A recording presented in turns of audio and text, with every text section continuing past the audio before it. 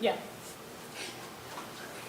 Okay, good evening. We will call this Tuesday, May 27th, 2025, Almont Community Schools Board of Education meeting to order for the preliminary budget meeting at 7:03. Please rise for the Pledge of Allegiance. I pledge allegiance to the flag of the United States of America and to the republic for which it stands, one nation, under God, indivisible, with liberty and justice for all. Mr. Burrow, will you do roll call, please? Mr. Burns? Here. Ms. Fred? Here. Mr. Rotarius? Here. Mr. Wade? Here. Mr. Burrow? Here. Mr. Eckert? Here. Ms. Smith? Here. We have all 7 present. Adoption of the agenda, Mrs. Van Heltmeyer. Any additions or deletions? No, none. Budget presentation. I'm going to turn it over to our school administrator financier, school finance, Kathy Merrifield, with our budget presentation for 24-25 and for 25-26. I want to thank everybody for coming here on this lovely evening.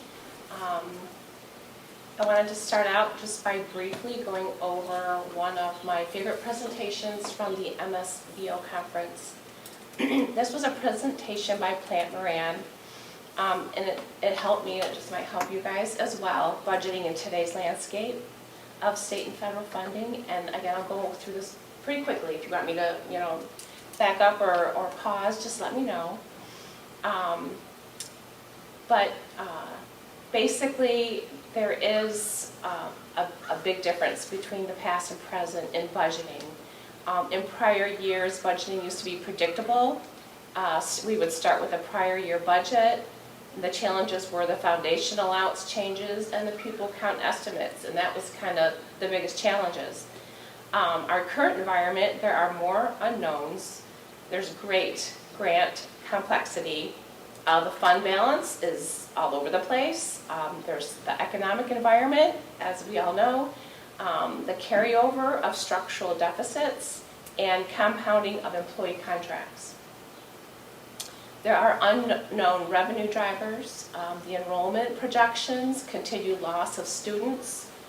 There's a declining birth rate and other options for schooling, such as virtual and homeschooling and hybrids and you name it. And parents are choosing many other schooling options. The state aid foundation allowance and categoricals are not consistent over the years. And the federal funding is, there's changes to district spending. We have our economic environment where we have inflationary increases in operating costs. We have risk of tariffs. We have ESTA, which is new, GASB 101, which is Earned Sick Time Act. Capital improvement projects, finding qualified employees is a challenge. Union group negotiations, it makes fund balances in jeopardy. There's a new PA 152 impact on healthcare costs, and then the MIPSR's increase is cost sustainability. And they just kind of did the wrong way to budget annual employee contracts. It's not this easy.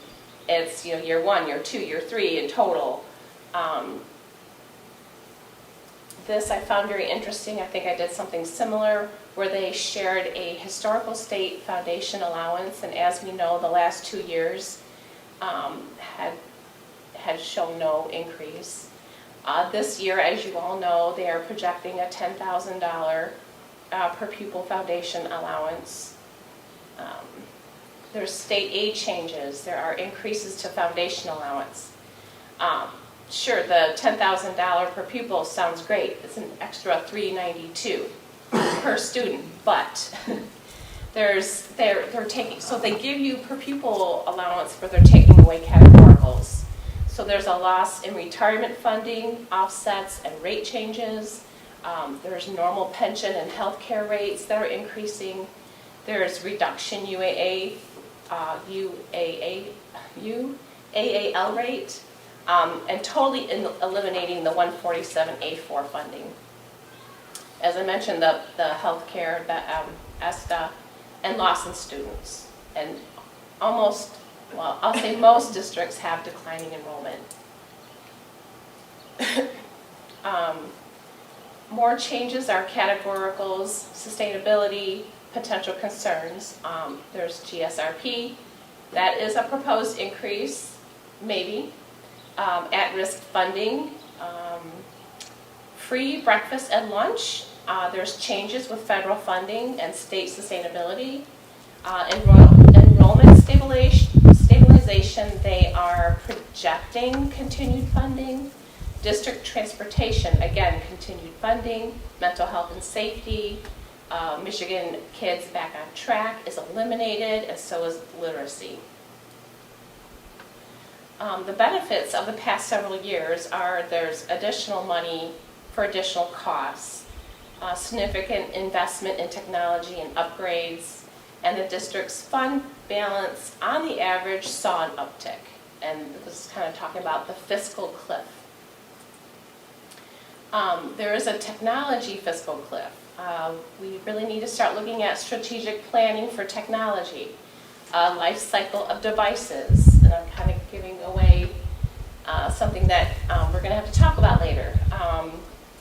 Planning around replacement and maintenance and bond fund resources. There's a curriculum software cliff, fiscal cliff. Gone are the days of using the same textbooks for 8 to 10 years. There's an onslaught of cloud-based programs that are locked into multi-year contracts, and the cash flow is most overlooked risk. This is the statewide average general fund, and they are using a percentage of expenditures. We use a percentage of revenues. It's slightly different. So this is statewide. And then I really want to do this for our budget.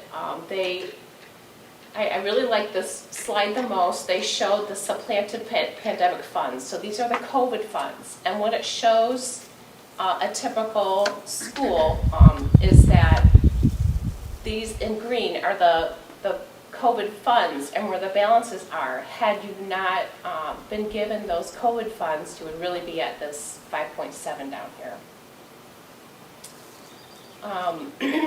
So what to do now? No historic staffing, enrollment, districts spending down the fund balance too fast. We're trying to slow that down and pace ourselves. Additional positions and programs are created so we can plan for the future. What to do now? We can review grants received, spent to date. Is there a plan to fully utilize the funds? Speaking of IDEA and Title I, identify costs that have been added and that aren't necessary or one time. And then internal communication is critical, which is we did meet with our departments over a month ago. We got their budget requests, and we talked about their needs and shared, kind of where we are. And again, they said, the more proactive than reactive. So that's what we're trying to do. That's kind of why I kind of put out this preliminary, budget request to meet with you guys. So thank you again. I love this slide as well. It kind of shows what we've been doing. In my corporate world, we called it a shell game, and this is kind of the same thing, where we would use, Section 41 money until 31AA was run out, and then 31AA we would use for 31A, and then up to general fund, and so on. And so this year by year is just kind of how we shuffle these grants and funding around. So we use up one, like we used up 11T and ESSER 3, and now we're going into 31AA and then 31A, and so and so on. So this gives a really good picture of kind of how that portrays. Communication is critical with board members. There are many new board members. I feel like they were talking about us, who need to be educated. Not that you guys need educating, but just wanted to, I just feel like the more we can share and get on the same page, then the more we can move forward and take care of the needs of the district.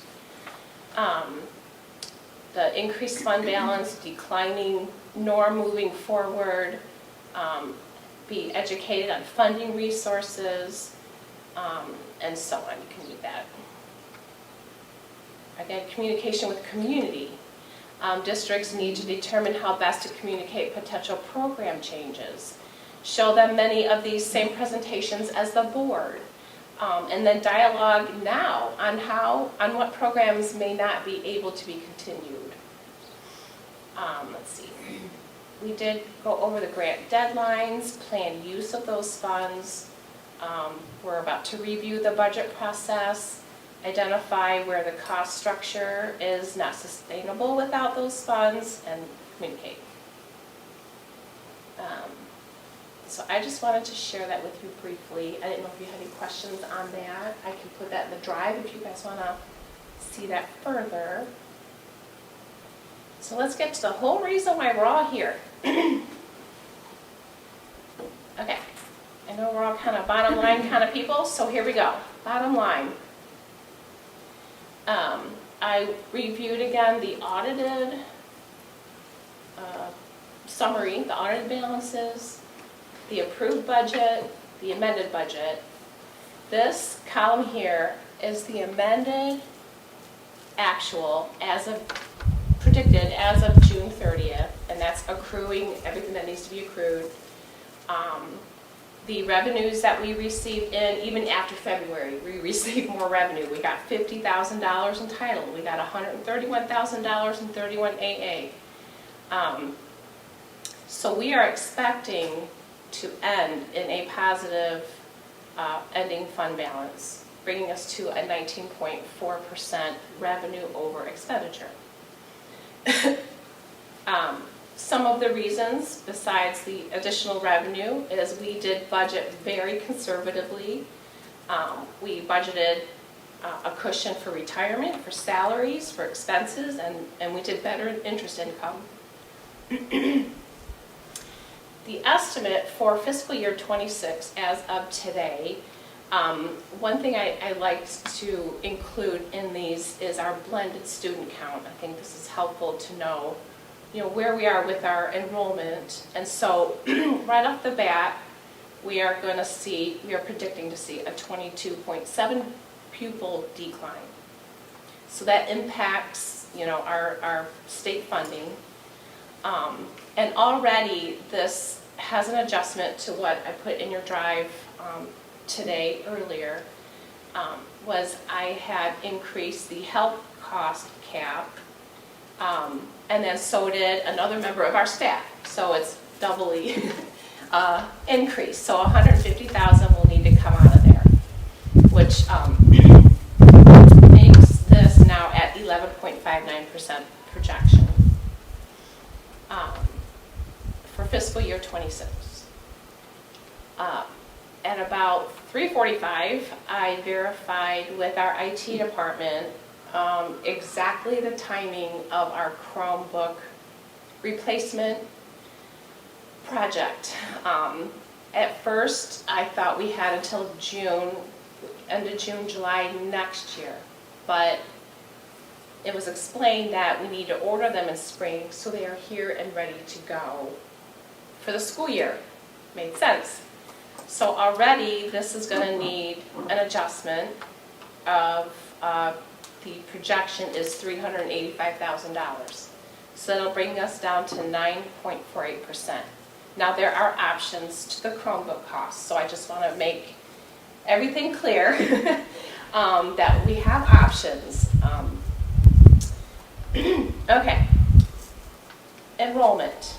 Kathy, can I just expand Yes. upon that? So when you say options, we're talking about, it could be a leasing option, it also could be, acquiring these or switching out the Chromebooks, in stages or in phases. Yep. So maybe not all done at It's a once. lump sum all. It's, that includes everything, Yes. everyone. Yeah. Yeah, so I just want to Yeah. be clear, and then there could be some other potential financing options if we decided to lease the Chromebooks. Yeah. That is an option. So, again, I think it's, Yeah. to your point, Kathy, Yeah. there's different avenues that we can Yes. take, Yeah. just to be a little bit clear Yeah. about that. And if we had a crystal ball, we could see when Trump's gonna, the tariffs are gonna go up again, and maybe it's better to do this now, or maybe, this is our climate that we're living in right now. So I just wanted to get that before you. I think Brandon's gonna do a presentation for you guys on the technology needs. I don't want to steal his thunder, but I think you need to know now that it's coming. Okay. In short, this is the enrollment projection for fiscal year 26. We met with Fred from Stan Fred Consultants. He gave us our low enrollment estimate and our high, so conservative, worst case, and best case. I added, this is gen ed, general education. I added in our projected special ed to come up with an average of the low and the high at 1367, which is a 22.7 pupil decline. Here's some more FTEs and all this other cool stuff. The MIPSR rate, I'll get into that a little bit more, but there is changes in that as well. And then initially we talked about increasing the medical insurance to 10%, and then this PA 152 was released, which is a cap to the health insurance cost, and we at Almont District pay to the cap. That cap was increased by 2.9%. So this is cost of health care for single, a couple, and for a family. Next, I want to talk about the material impact of all these changes. Number one, the decline in enrollment projections. The state aid blend membership off the state aid financial status report for fiscal year 25 is 1,389.70. We are estimating in fiscal year 26 it to drop to 1,367. There is an increased per pupil allowance, which the House, Senate, and Governor are all around $10,000. So it's pretty safe to say it'll be at least a $10,000 increase. So that is from 9,608 to 10,000. But this is a little irritating. They are going to eliminate the 147A4 categorical, which is called the MIPSR cost offset, to reduce UAAL. In fiscal year 25, this was $424,000. But it's like, it'll now be zero, or will it? I've listened to a couple lobbyists, and they're working on it. I'm just going to say it. This may change. Of course, all of this is subject to change, because this is what we know today. Number 4, the elimination of COVID funds, 11 ESSER 2, 3, 11T. And I did an analysis. Since 2021, the district received over $2 million in COVID funds, which is over $400,000 a year average. So that is eliminated. Number 5, there's an increase in cost in health insurance. Again, talking about how we pay to the cap. Now let me explain this, because it took me a minute to get this too. And mind you, I'm still new. I've been here a year and a month now. And it's been really cool. Thank you, by the way. So if the actual cost of health insurance, which we will really not know until September or October, if that cost exceeds the cap, which is $21,660 for fiscal year 26, then the employees will have to pay the difference. And that's just how it works. So I'm putting that out there. If they do increase health care costs 10%, the employees will have to pay a little bit. They will. Number 6, there's reduced MIPSR, reduced cost of MIPSRs. In fiscal year 25, it was 31.36%, and isn't this nice? They're going to reduce it to 29.91. 1.45 reduction. However, they're increasing the cost of the UAAL stabilization rate. In fiscal year 25, it was updated to 10.58%. We, in our conservative budgeting, used 16.89 just to give ourselves a cushion. So this is where one of our big cushions were. In fiscal year 26, they're raising it to 15.02%, which is a 4.44% increase. Number 8, there's liability changes, this new GASB 101, the ESTA. This impacts our balance sheet liability, not our general fund, but it's very difficult to budget this. We met with all the other business managers in Lapeer County, and we're all just going to do it together. We're going to be consistent, and they said as long as you document your formulas and how you came up with the number for the audits, you'll be fine. So, number 9, a decrease in funding in 31A. A lot of these grants, I learned, they look backwards in time.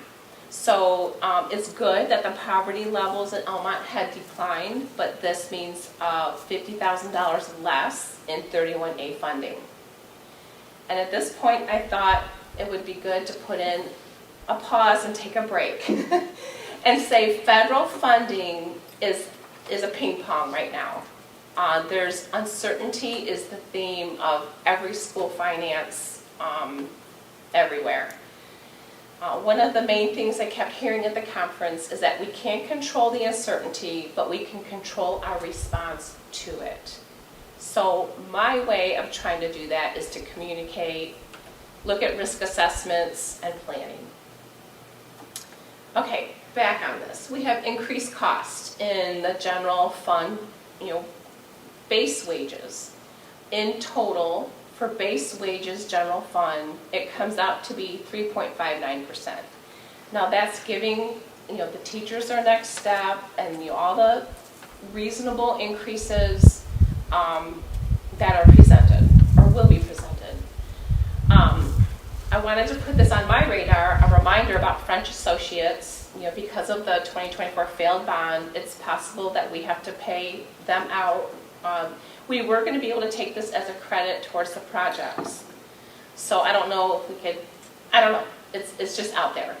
If we can try it again, if we could put them off a little while. Anyway, I wanted to put that on the radar. It was not accrued back in 2023. It should have been, but it wasn't. Future need, technology. So speaking with our IT department, the replacement of Chromebooks. We need to begin purchasing or leasing them in the spring of 2026, so there's enough time to get them delivered. Now we have to consider the tariffs. We can do this in phases, we don't have to do it all at once. The total, again, is $385,346. It would bring down, the revenue over expenditure balance, as I showed you, and again, tariffs. I wanted to show you a little bit of how quickly things change. Just on May 20th, we received this memo about the school district transportation reimbursement. They're going to give us another $44,618 next month. Just, okay. Again, they look backwards in time at data, and then they make current adjustments. This article here talks about the 31A for fiscal year 26, about the economically disadvantaged students, which is good for Almont, but that number identifies a $50,000 reduction in funding for us. This is the memo about the Earned Sick Time Act, or ESTA, which makes it extremely complicated to budget for. So we're going to be working on that and booking that as a liability for the future. Okay, Next, we have our governor's budget proposal and how it impacts our per pupil. Can I ask a Yes. question? Why are a lot of these independent? Like, are we not?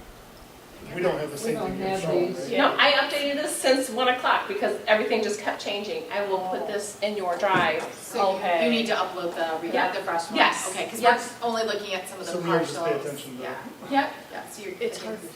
It's extremely hard to see. I can put this in your drive right now. Yes, Okay. please. I got it. Yeah. Yeah. I mean, I can't see all I was that like, out am I there. wrong? Yeah. Yeah, I was trying to find glasses. I try not to change it too much, but it's like, this is like all changing, like, it Yeah, no, changes we- every day. I think sometimes it's very hard to see up It there. is. Yes. on that big Yeah, screen, it is. so Yeah. Numbers. For me, Got it. it's easier if I can go between the both, and if I Yes. have the same information that you have, it would be helpful. We were listening intently, Kathy, but it's Okay. just nice to Yeah. have It's those nice numbers to right in see front of too. us. Yes. Thank you. Yes. All right, give me just one moment to, And I noticed that earlier on, I noticed that earlier on. Yeah, it's just hard to get. I know she said she had updates since one, but. yeah, It's a lot of updates already. yes. It's very fluid. Yeah. Yes, very fluid, very changing, not a dull moment at all.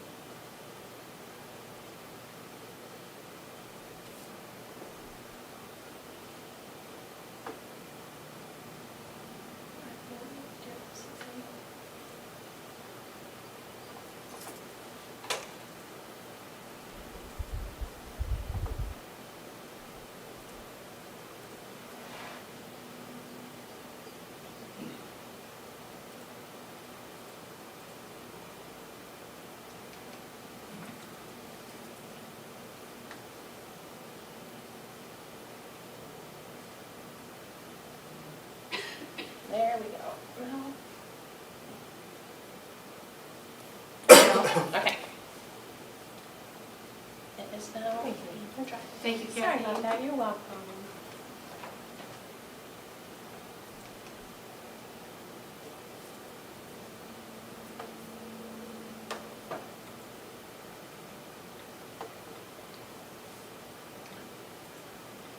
Okay, so I'm on the tab of government budget per pupil impact.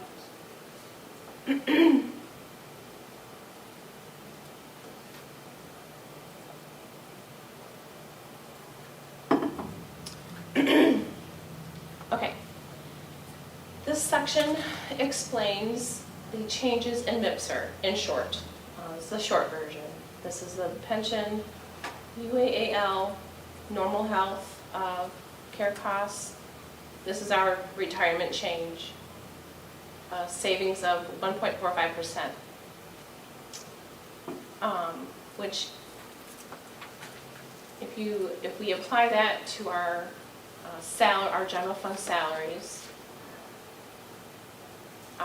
then it comes out to this decrease in retirement costs of $25,000. However, our foundation increase, which per pupil is $392, but our projected count is lower, 22.7. So our projected increase in state aid is $535,000. That's nice. However, they're eliminating the 147A4 revenue. We received it in 24-25. We are not going to receive it in 25-26. That was $424,505.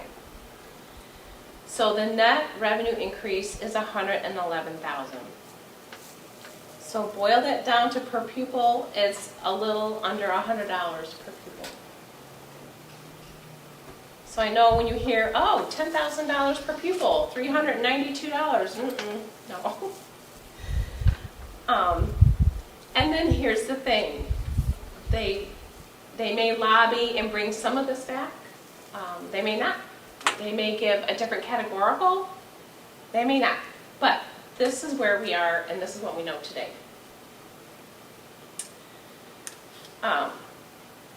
This is the detail of the entire budget. I added something to help me, and it might help you too, is the funding source of all these categories. I put a little key down here. This is income from tax, from our programs, state, federal, other. Oh, and interest, I forgot interest. You guys can figure that out. Okay, so the property tax, we did receive the L4028, but the L4028 I see has not been released yet as far as I checked, as far as I know. So I'm just going to keep this at 1.5 million to be conservative. Then I just kind of went through, we've got our preschool tuition, which we're moving that to half a day. So that is changing slightly. Our interest earnings and so on. I didn't want to take you through every line, but I did want to show you, I highlighted in blue what our state funding looks like. So right here is the 147A MIPS or offset that we are not receiving. When you look at this in detail, like we did get 660,000 and they're taking away 424. So that's a pretty big reduction.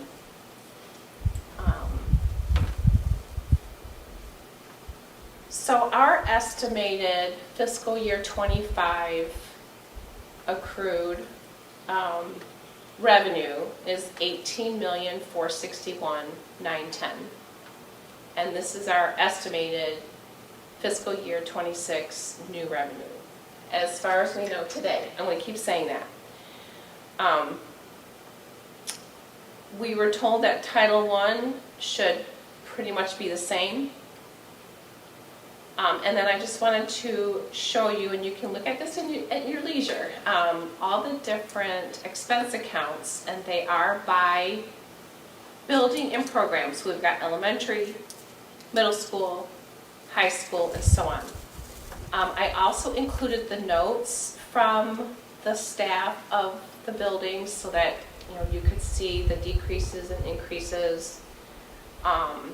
You can see, for example, the teaching salaries, moving everyone to their next step only. I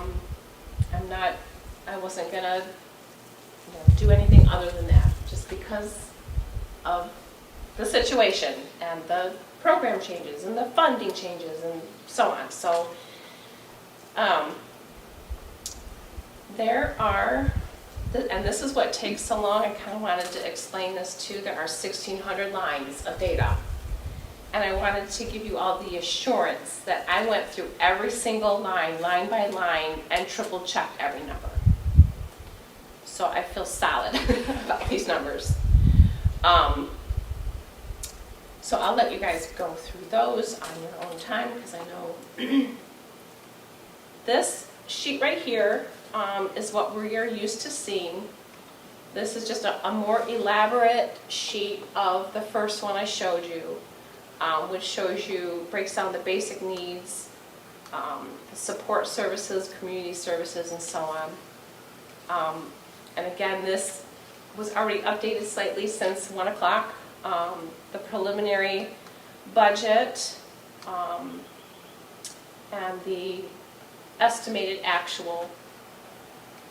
And again, I know this is a pretty big swing, and I tried to explain why. Like, there's no more COVID funds. There's no more MIPS or offset of 424,000. That's 800,000 right there. It's unknown and uncertain if the lobbyists are going to win the day and get more funding for us. I also have included our 6-year general fund summary, which shows, the the budgets from year to year.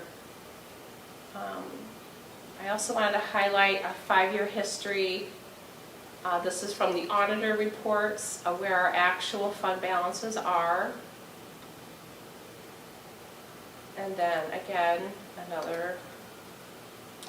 this is our resolution. And that this is our actual fund balance as diagrammed out. This is 2019 to 2020. And we went up and then down in 22, 23, and then up again in 23, 24.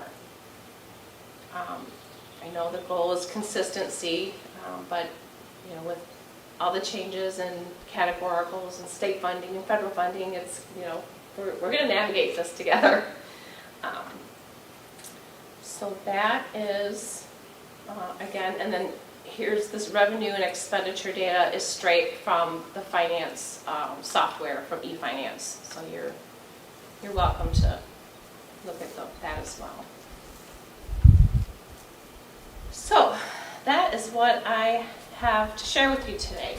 So I am ready for any questions or concerns that you guys might have.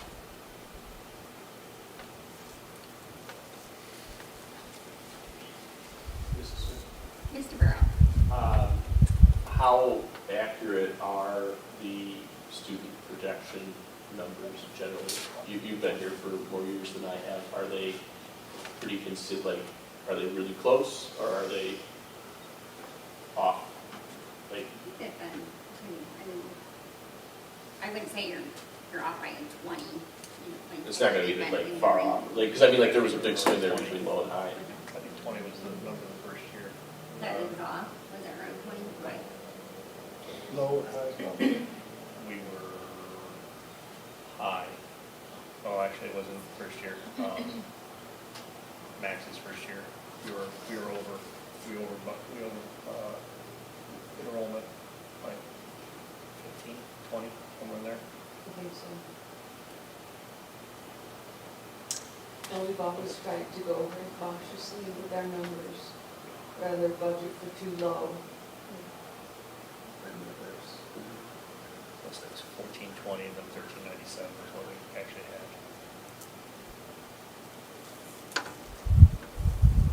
And that was obviously one of the intentions was to do that enrollment projection study, which I feel like was very beneficial for me and Kathy to look at that and then to take more of, I feel like, the conservative approach and looking at that number.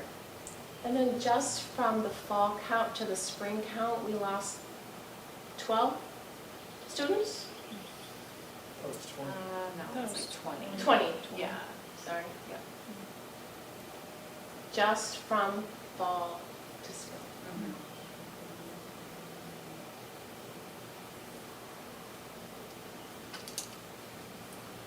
What other questions do you have?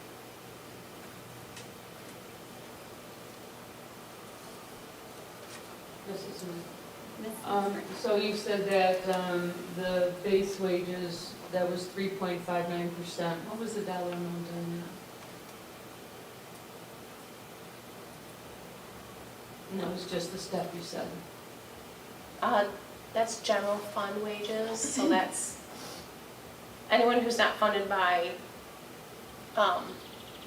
a grant. So it's central office, teachers, and that amount is $238,977. In total, all wages is $281,000.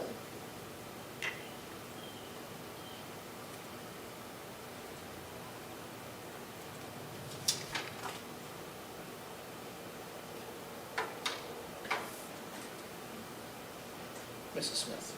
Mr. Ray.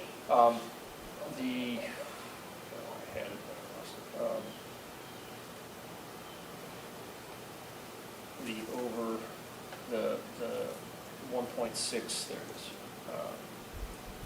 1,601,018. Can we get a breakdown of, part of it was just that the employee wages, but what else makes up that we have a sheet that gives the breakdown, specific breakdown of the major. Usually we go through and we'll have, these are, you went through, but like the major, the big hitters.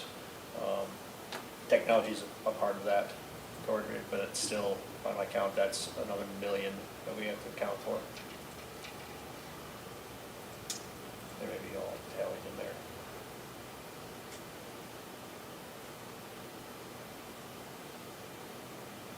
Okay, so you're talking about, let's see.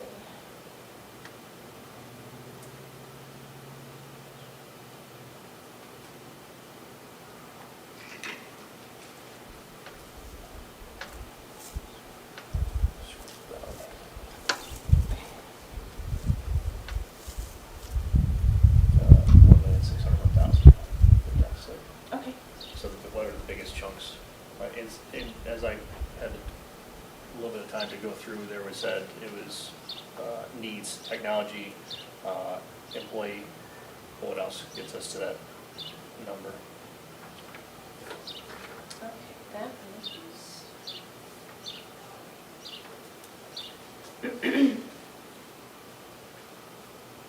Or at least the biggest chunks. Yeah, I would mostly say the wages, so the wages and the benefits together is $14 million. That is the biggest. So here's all the wages is $8,182,000 with their normal step increase. And, you know, the negotiations that are pending your approval. Then the benefits are another 6 million. Sorry, 4,828,000.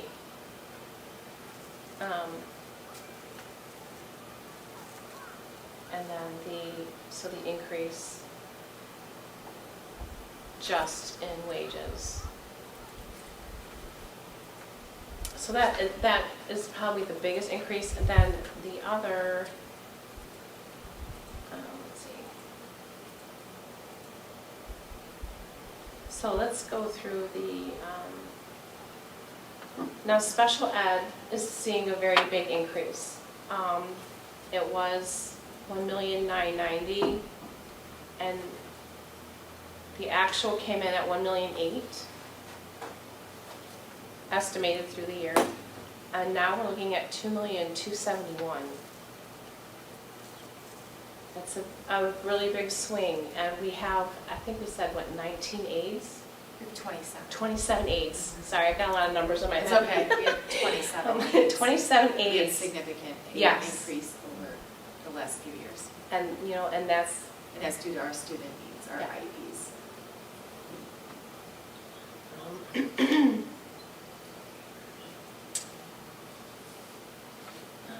High school, we have included the program, the new music program, which I understand, you know, so we're looking at 300, 250 there. And I understand that the new classroom, is dependent on interest, right? Like if enough students sign up, if they don't, then we're not going to go through with the program. There's, I have a question. Yes. Ms. Bond, I thought there was enough students to run that. Just from the initial, from what Mrs. Royster has shared, the interest is there, still waiting for confirmation from our high school office. Yeah. I heard anywhere from a 14 to 20 student interest in that class. and can I ask how many we're looking for? Okay, 20? Thank you.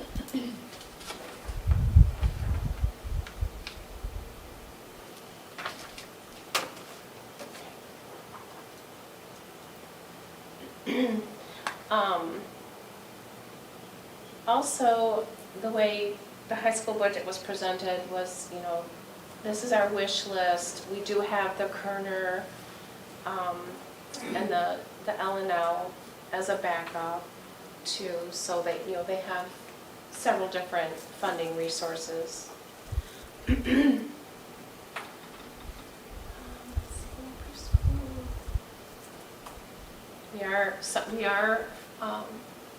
Summer school this year is coming out of 31A, so that's not an issue.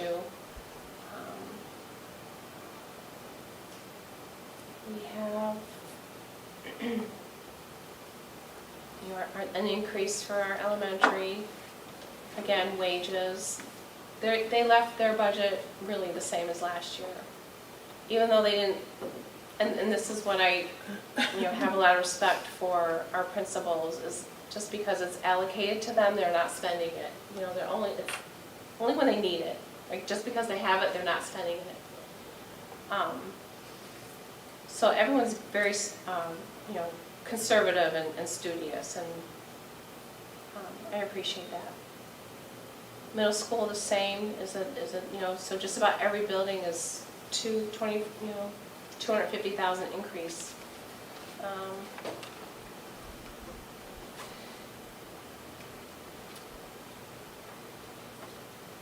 And it's mostly wages. I have a question on Yeah. the line items. Other special payments on all three schools, what is that? Oh, that is longevity, sick pay, stipends. I just want to get it right here. Let's see. And then there's a new category in each of those buildings for teacher appreciation. Yes. Is that, what is that? It's, the principals have approached and asked that we support like some of the staff morale and school culture initiatives for staff. So asking for an allocation for each of the buildings. If the board, is that something the board would get behind? They would appreciate it. It builds in their staff culture and a way to bring our teachers together. It could be materials, it could be food costs, and the principals would just like to be able to incentivize and, acknowledge the teachers. So building it into the budget versus trying to, try to get it, or pulling it from the principal's pocket or a teacher's pockets. It's just a way to recognize and encourage, actually, staff collaboration throughout the school year. In that other special payments is also cash in lieu for people who don't take our health insurance, and an incentive of perfect attendance, which I can say worked because our substitute teacher expense has declined. So, Sorry, there is a cash in lieu of health insurance line item. oh, sorry. Then it's longevity, sick pay, and the other is the perfect attendance. So it is, and some stipends. So it is those four things, not the cash in lieu, sorry.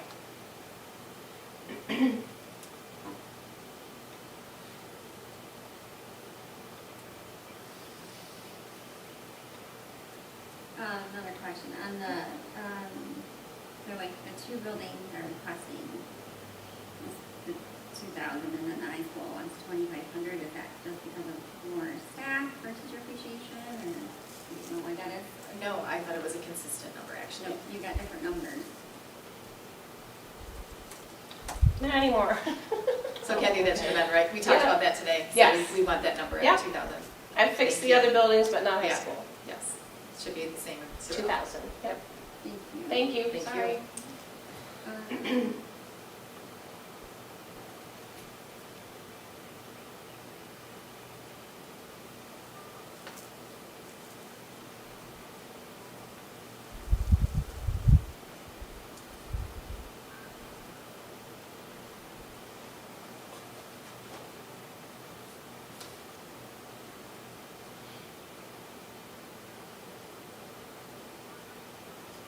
Mrs. Smith, Yeah. I have Sorry. a question, Kathy. Yes. On the actual budget history tab, the community services, the 25-26 number is almost $100,000 more. I'm sorry, which tab? The actual budget actual budget history. Okay. The community services line 26, Okay. on the, to the right, the 25, 26 is almost $100,000 more. Because we reduced preschool. Gotcha. Thank you. Can you go back to that sheet we were just on? Hold on, I gotta go back there too.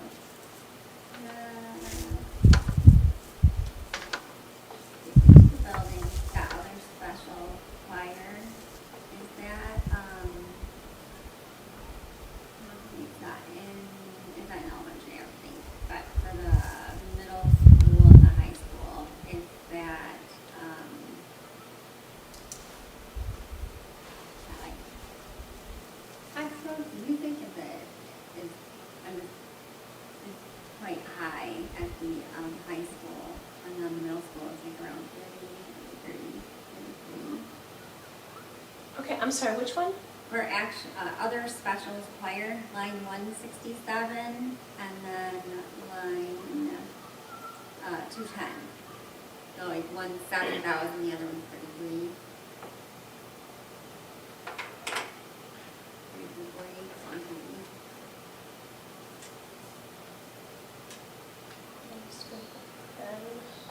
Yeah, high school,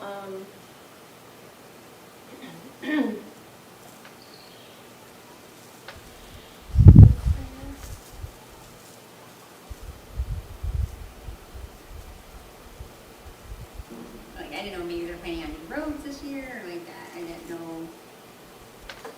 Maybe you can just look into that. Thank you. You're welcome.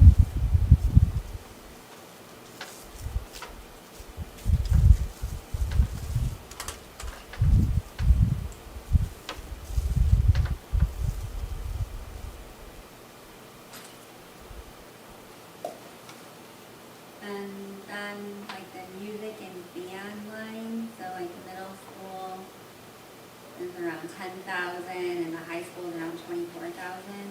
I guess I just want to understand like what that means, that, you know, It could be like their music, like their equipment, mu- is it shooting? Yeah, it could be, okay, yeah, yes, Is it- combination, it could be equipment and the music, so I know that there's. Is that something we buy every year? Is it like, I guess I just would like a little more. I think we'd have to dig, we'll dig Okay. in, yeah, we'll dig in a little bit more to Yeah.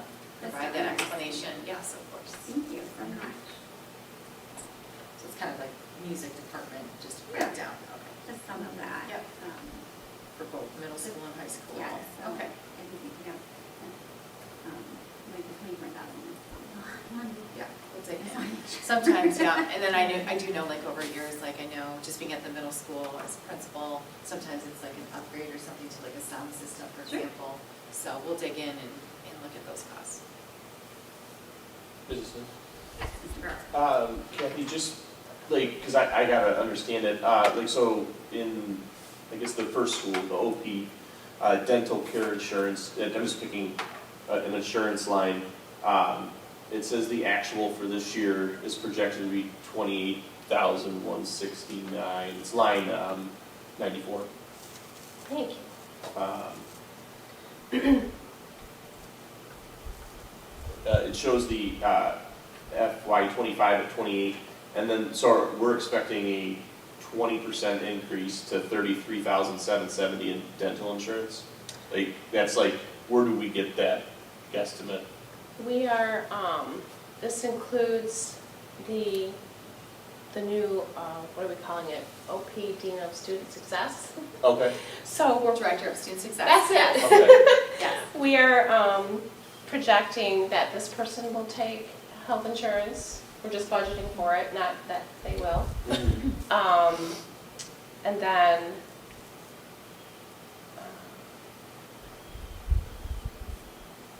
I think they're, let's see.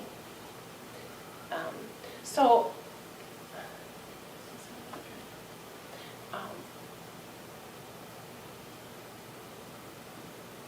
so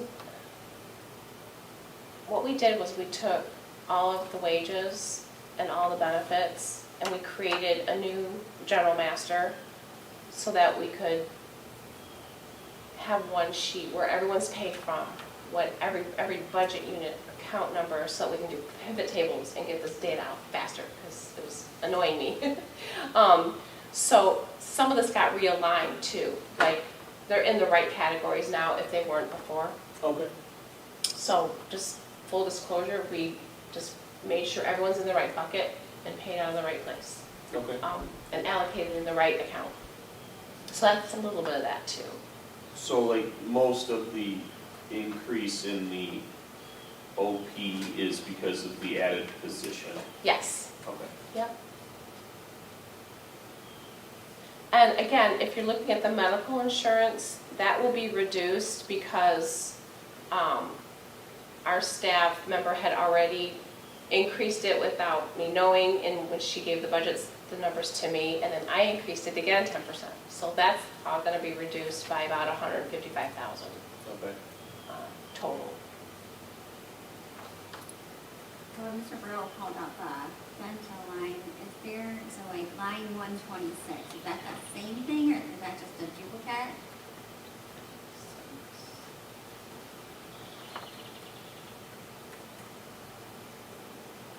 I think there's some of the same dental vision.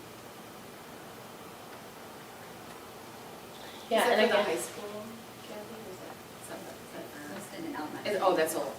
yeah, and I just learned how to make these accounts inactive that are zero, we're not using anymore. So I am excited to clean this up, so you won't see these old, like I don't even know what that last digit 8 was used for.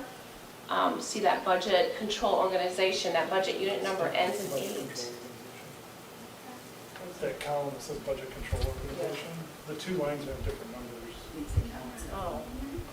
These two. So you're eliminating The those then, first one Kim? ends in a 1. If the there's second 0, one- Oh, the one on okay. 126 ends in Yeah. 8. Okay, so those are yeah, because we don't use Okay. those anymore.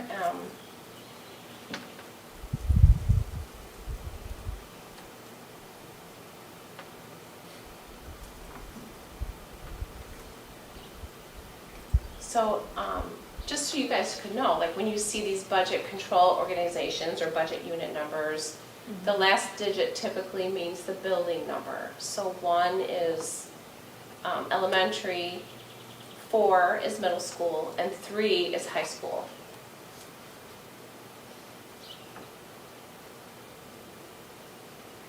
Another increase to the overall deficit, of course, is I increased the utilities. The lights program, that doubled. That doubled. It was 16,000, now it's 30,000 a year, which is the, lights is the fiber optic internet. Yes, the Thing. board approved. Yeah. There, yes. Utilities are going up. We've got our Dean Transportation, our Axiom, that's all incrementally going up every year.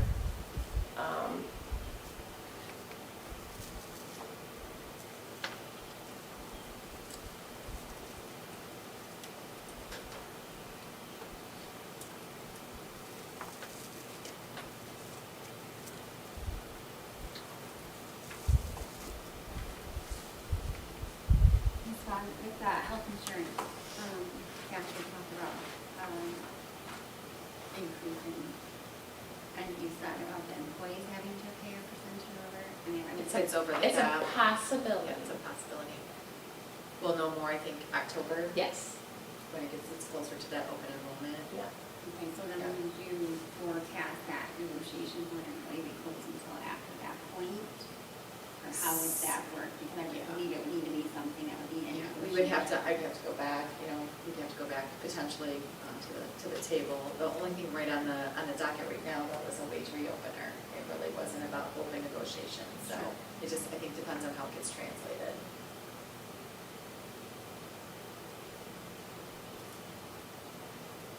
I'm pretty confident it won't happen, but I just want you guys to be Kind of like aware. worst case scenario, Yes. just in case, Yeah. but yes, it might have to be a conversation. And I do plan on presenting, when we do the official budget presentation, of delivering I don't give it to you early. Worst case, best case, and most likely scenarios. I want to give you guys 3 scenarios. Just because of the fluidity and the changes and all the goings on and the complexity of budgeting. Yeah, I'm sure, I know we'll probably go with the most likely, but just so that, you guys can kind of see how things change and. And then one question I have for probably maybe Ms. Vaughn, I guess, at this point. Is there anything that we have in the district right now? Any service, staff-wise, anything that we have for this year that we won't have for next year? Like as far as like a budget change or whatever, like we won't have as many paraprofs, or we won't have gym, or we won't have this because of like, because we're No, shifting. as of right now, as of today, we don't have any recommendations for any kind of program cuts or services. So everything basically Is would. as stay is, the yes, same. as is right now, is staying as is, that's correct. Mrs. Smith, I'm wondering if we could get something that showed us something a little bit more conservative. I mean, we're losing 20 students, we're not losing any staff. I know that we hired a full-time music person within the past couple of years. I mean, I think that we need to take a look at things, maybe we need to look at it more conservatively. As far as just potential program cutting then, just so I'm clear, a Yeah. potential program cut and what Yeah. that would look like and Yeah. how that would impact the Where can budget some cuts be made? and staffing in particular. Pardon? Staffing and then programming in particular.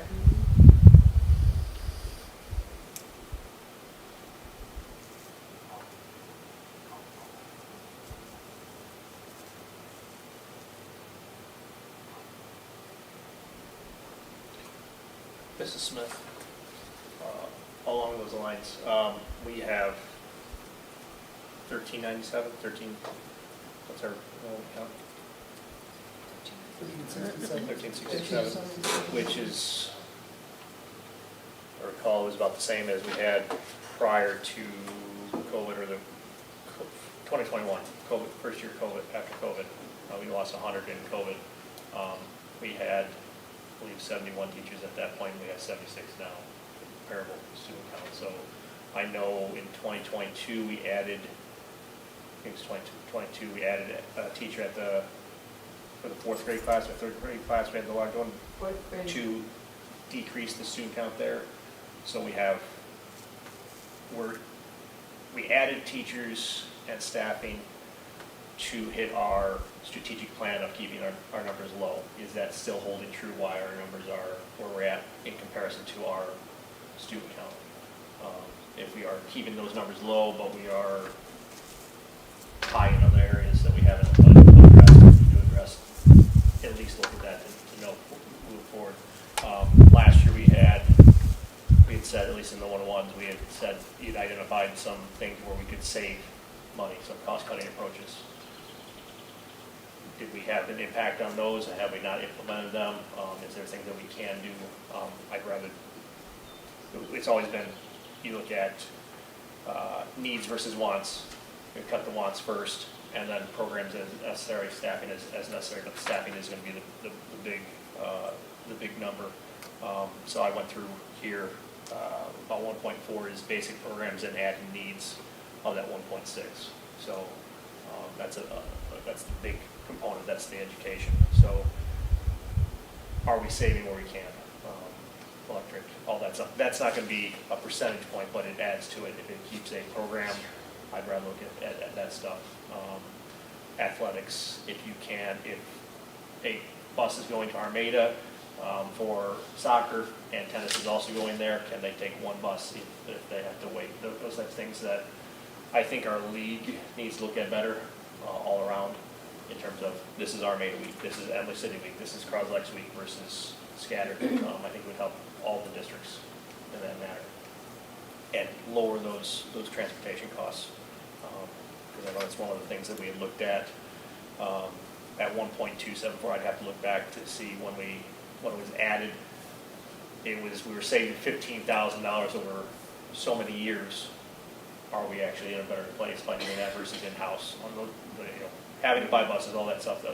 We asked Max to do a cost comparison. I don't know if we ever got that to see, is that the right path?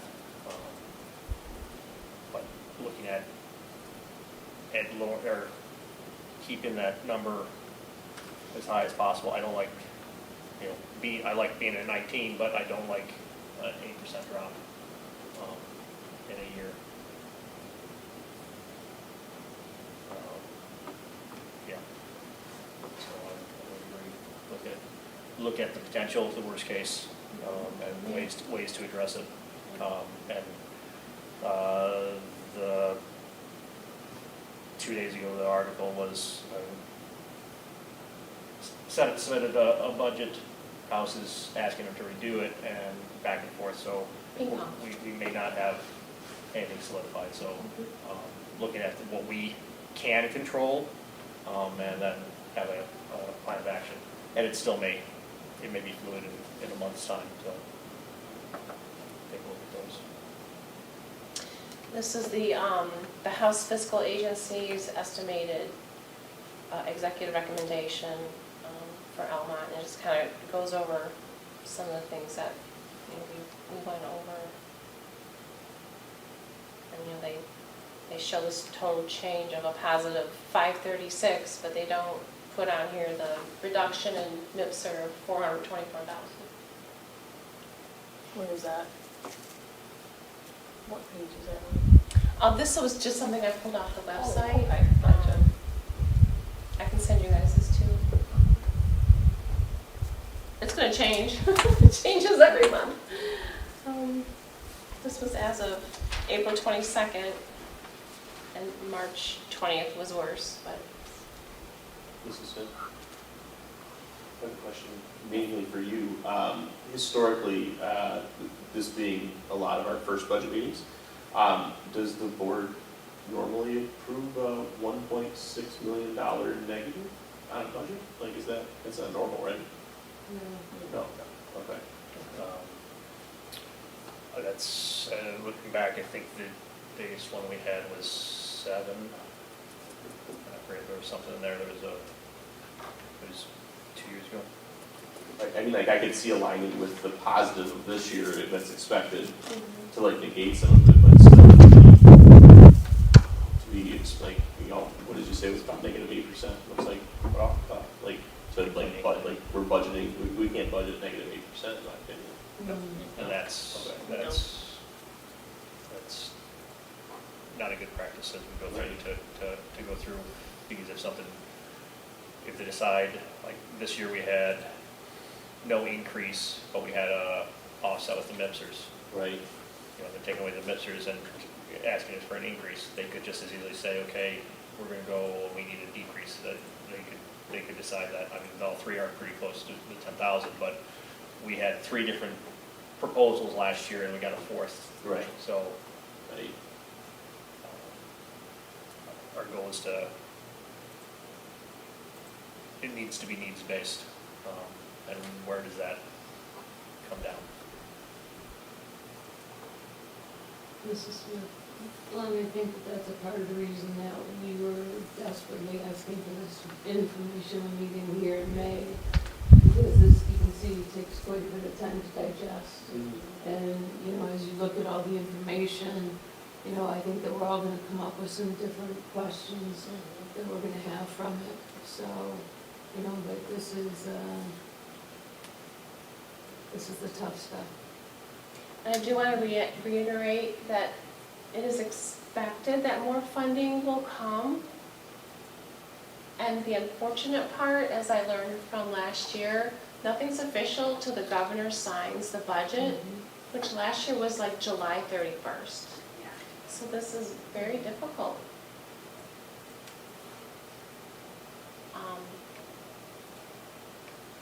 And I will keep you guys abreast of any new thing that I hear or learn or word on the street. I was going to try to be funny and say don't shoot the messenger, but I'm just trying to, react to the uncertainty professionally and not like get bummed out, and just do the best that we can. Well, and I think, to be honest, this happens every year. I think that this year is a little bit more chaotic with what's happening in the federal government. But yeah, it's, that's why our budget has to be fluid, but we really don't want to be deficit spending. Right. Yeah. I have been working very closely with the other districts in our county, and they're all in the same dilemma. So we share constantly, almost weekly, But as long as we know, and thank you Kathy, like we did the department meetings on purpose, so we can, intentionally, is what I should say, intentionally, so we could kind of get down to line items, and I just really would like to extend some kudos to our administration and Kathy for really, digging down to see what we can do as much as we can, of course, to offer solid programming, remain competitive, of course, and, yes, but it's going to come down to making some decisions. So definitely, we'll digest what you shared tonight and present more for you. I mean, there are optimistic rumors that with the MIPSers gone and the COVID funds gone, that the state or federal funding will acknowledge that and help us. But whether that comes to fruition is unknown today.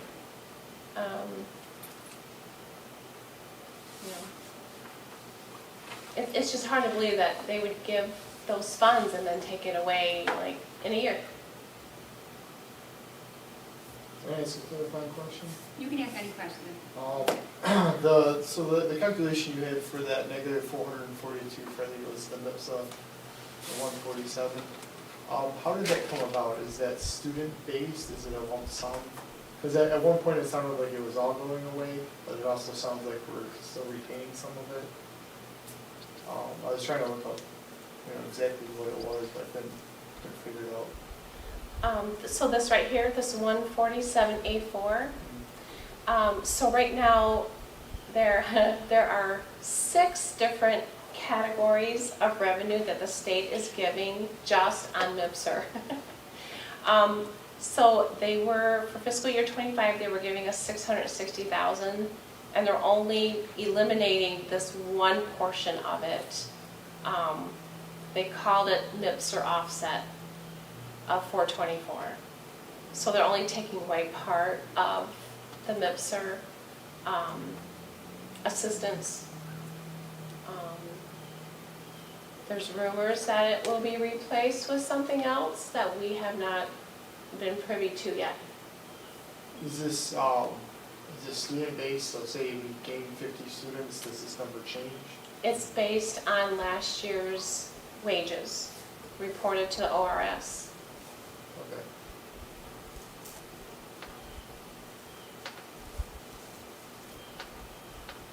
And another second follow-up, do we have IT-wise, do we have, number of computer subscriptions that we pay for and stuff like that, and kind of the utilization?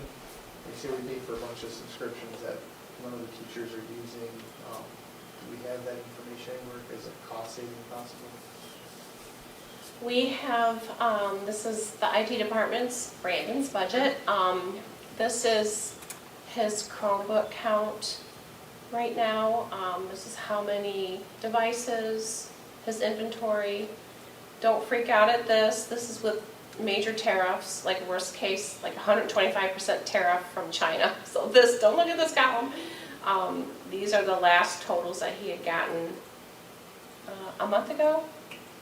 And then he does have a running software budget where he has line item detail of every software that's being used. And in the teachers and secretaries, the building budgets, they did, and I think I shared some of it. So they did share in particular what their software programs are. So yes, and sorry, long answer to your it's question. being tracked. We are tracking it. Sorry. Actually, more so to that point too, Mr. Eckhart, we're like, we wanted to make sure we're streamlining it as well, so it was being fed, so it could be monitored more closely by our tech department, to your point, to see what's being utilized and what's not. Okay. So to kind of streamline it, we insisted that, any of the apps or websites that, that we're paying for needs to be through the tech department budget. So does that answer your question? Okay. Good. Here's an example too. This is a program called Teach Town, and then we're not only tracking the cost, but the period of time. Because a lot of these are 2-3 year contracts, not just 1 year. So So like on that note, we right? do like- have a list of that. Yeah, so like even on that note, Yeah. just when we're talking about curriculum and resources, like our TCI, our social studies, and our math big ideas, we have multiple year subscriptions on those, but those will come due, so that'll be built into the budget so that we can streamline it, so we know what those costs are moving forward.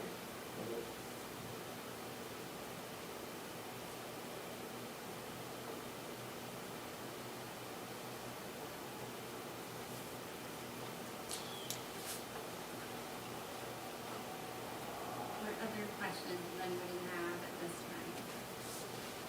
And to our newer board members, there is no dumb question, that honestly, about budget.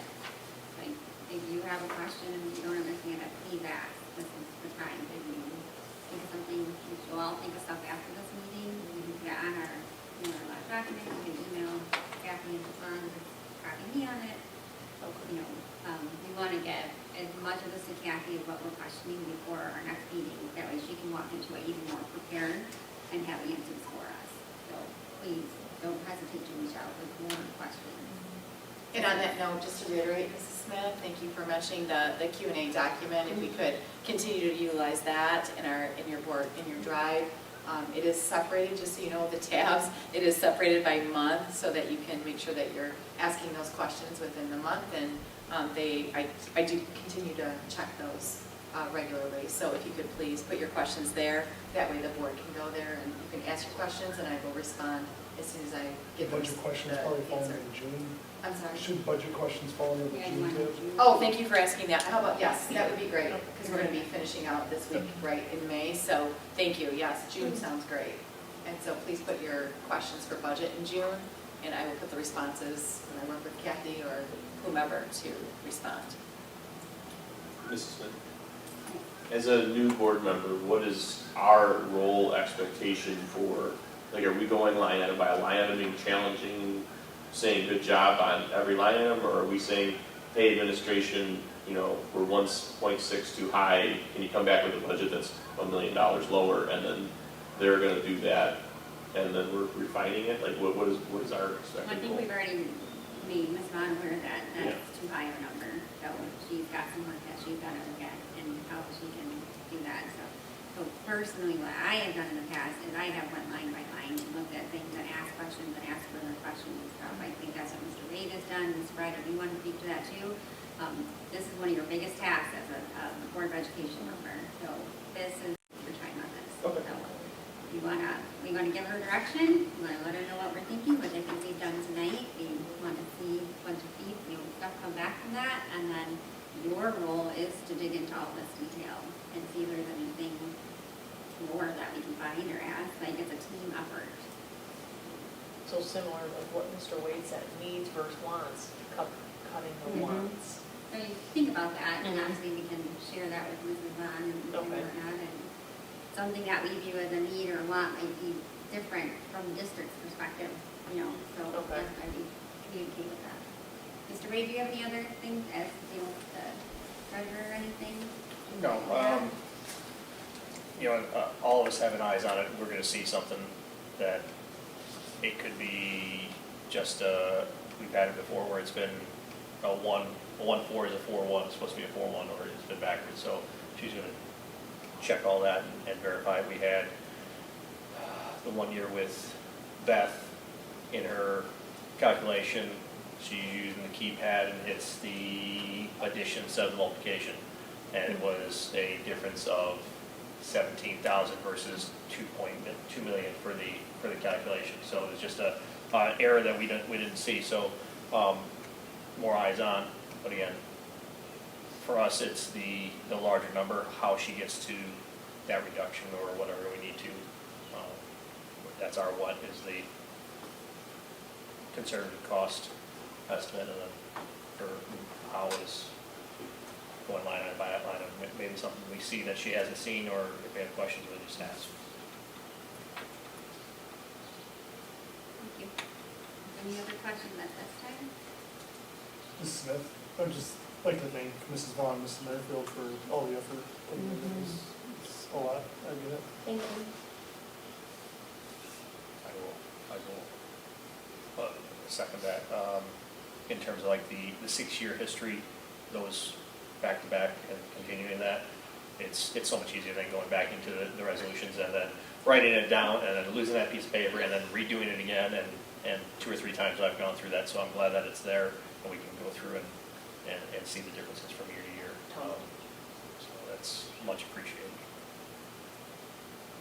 Kathy, thank you so much for your time. I know how hard you're working because I'm working alongside you too, so I see how hard you are working. But I believe in the systems that we're creating, I think is going to be a benefit to our district. So thank you for all your hard work. Yeah, I thank you too for your support and all y'all's support, and we're gonna get through this. And I'm kind of, I look at this all the time, and it's like, even though we had, almost $1 million, from 25 to 26, I understand that, the deficit, we need to sharpen our pencils and go through this intently, and I just wish that more funding was coming, I guess, at the end of the day. Like, that's what it boils down to, is the funding. And coming from, 40 years in a corporate environment, it's different. Very different.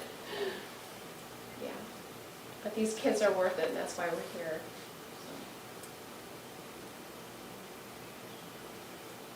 Yes, one more question. As far as like tweaking all this stuff, corporate environment, there's other things you do, but what knobs do you have to tweak in here to decrease and increase? Just cutting programs, or, Can we say that one more time? Sorry. what like knobs do you have in your budget here to tweak to keep this deficit down? Like, you think if you're selling the product, the price of the product, stuff like that, but you can't do that here. You have to just. Well, that would be up to our superintendent, So in full transparency, to cut that amount, it really is about analyzing our needs and our wants, and unfortunately, it will come down to programming potential recommendations, because that's where you're going to get that decreases in our programs and staffing. Okay. That's where that larger number would have to. So That's where the impact would be. That is the path then, needs versus wants, and. I think kind of rank them we've up. fine-tuned, there's some things I'm sure we'll be able to take a look at, some things that might help us, but when you're talking about a larger number impact, it's generally the programming and the staffing that you're going to be talking about. Programming in terms of what we offer. Yes, it could be like electives, it could be, example, athletics. I mean, we could, there's different ways to spin it. Okay. And pray for more funding. In the past, when we've had 2012, 2013, you were on staff with me. We had it was $25,000 from the athletic budget for a series of years. There was busing one way. Those are things we worked together and went through, and we said that to Croslex, we're going to drop off and parents would take home. So those things we did for a few years. Those are things that it's not going to get you to 1.6, but it could get you a 30%, and that could keep a program. Those are things that, and overall, we look at as a district, and we'll need buy-in from staffing and all that. So. But multiple changes together can make a big difference.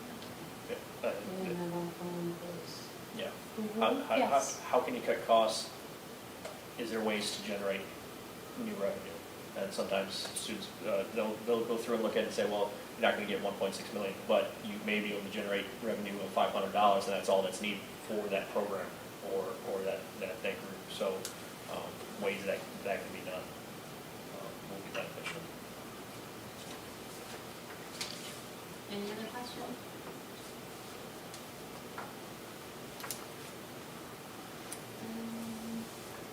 Discussion by Mrs. Smith. Mrs. Bond, if I could get a copy of this, I can pick it up tomorrow morning. I'd like a copy of the sheets, because I like to deal with paper a little bit more. It's easier to see. Sure. Thank you. Would anybody else like a hard copy? Are that available, or are you okay? Mr. Wade, could you like a hard copy? I can download this using the file and download the computer, so Yep. that's all. So just one I just hard don't- copy, that's all. I don't want to screw Mrs. up Mayor, anything else in what- there. Sorry, what frequency would you anticipate updating the draft? Daily. Whenever things, and I can let Ms. Vaughn know when a big change, a material impact is happening. Well, it'd be a new file, so it'd be a new spreadsheet in the Mhm. drive? Yeah, I would, update this, let her know, so she can. Can we just do it by date, Kathy, so Yes. they can see it, I maybe would we can save track it them. by date? Yep. So that they Like I can see the did this one, I differences. saved it. So we'll just make sure that we timestamp it, date Sure. it. And then you have the history too. Yep, I would suggest if you go through and you're telling her, yeah. okay, I changed the line item 26 on Sure. this one for the Yeah, big change, so we can, instead of. Like a summary sheet, Yeah, right, yeah. maybe just a You summary. Got it, track Yeah. the change. A That'd be summary. great. Yeah. A summary sheet. Yeah, sounds good. any other questions?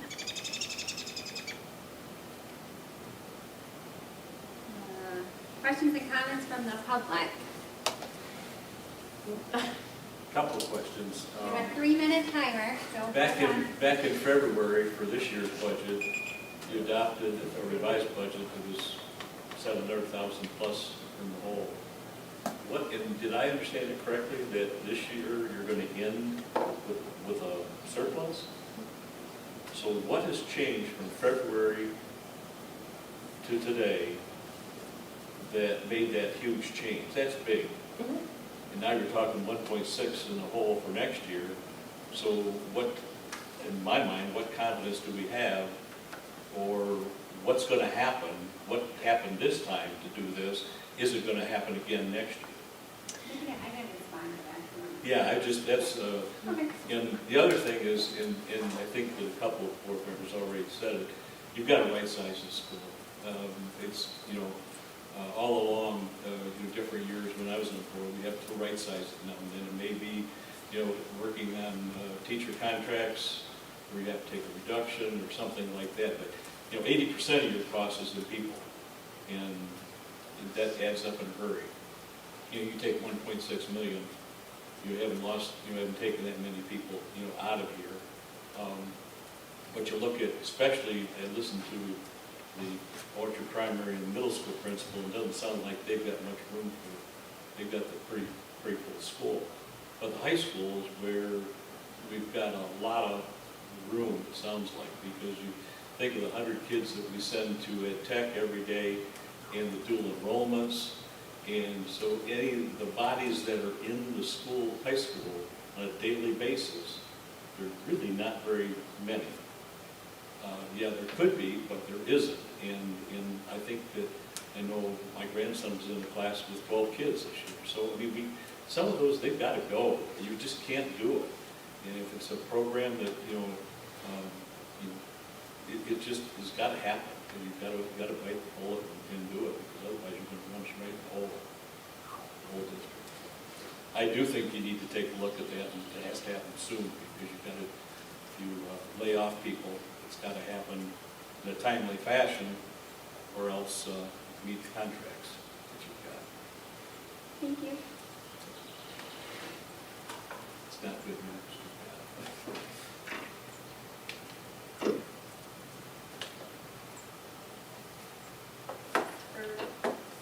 You ready? Ms. Smith, Mr. Burke. I move that the Board of Education end the May 27th, 2025 special board meeting on the budget hearing at 8:33 p.m. Support. Motion and support, any discussion? All in favor? Aye. Any opposed? Motion carries. Have a good night, everybody. So I've had crazy revenue generated for a few years. I like it. I like more money. We have crazy workers behind us. Dear Eccles. Have the students run a haunted forest.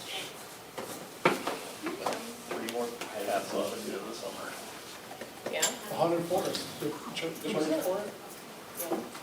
The students, They'll they're charge dead. you potentially a ton of money. Something, yeah, sure. Yeah. There's you feel that's what we're estimating this year. I started going one, probably 90 degrees straight down, lines through and right back to the next turn. And the third trail. I think it helps everyone. It does. It helps to clarify, yeah, that's why you gotta keep asking questions, and it helps everyone. Good job, Kim. Thank you. Well, it's what you know, like you said, it's fluid, it's what you know, it's what you know today. Like, have the high schoolers run a haunted forest? Oh, yeah, just like they do at Lake, and those high school. Areas where they. I'm assuming there's some carryover.